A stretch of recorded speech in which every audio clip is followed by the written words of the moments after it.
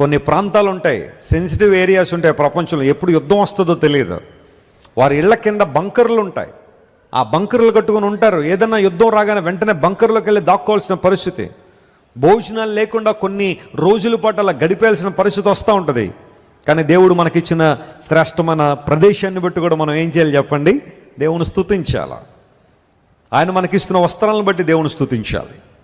ఆయన మనకిస్తున్న ఆహార పదార్థాలను బట్టి దేవుని స్తుతించాలి. ఆయన మనకిచ్చిన కుటుంబాన్ని బట్టి దేవుని స్తుతించాలి. అన్నిటికన్నా ప్రాముఖ్యంగా ఆయన మనకిచ్చిన రక్షణను బట్టి మనం ఏం చేయాలా?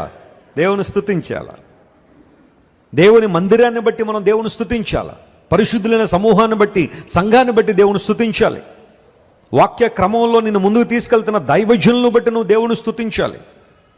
అనుక్షణము నీ వెన్నంటూ ఉండి నేను కాపాడుతున్న ప్రభువును బట్టి నువ్వు ఎల్లప్పుడూ కృతజ్ఞతాపూర్వకంగా ఆయన ఆరాధించాలి, ఆయన సేవించాలి. కానీ ఎప్పుడూ కూడా ఒకలాంటి నిరాసక్తి, నిరుత్సాహం, నీరసం నీళ్ళకి వచ్చి ఏం చేశాడండి దేవుడు, ఏం చేశాడండి అని ప్రశ్నించడానికి వీల్లేదు.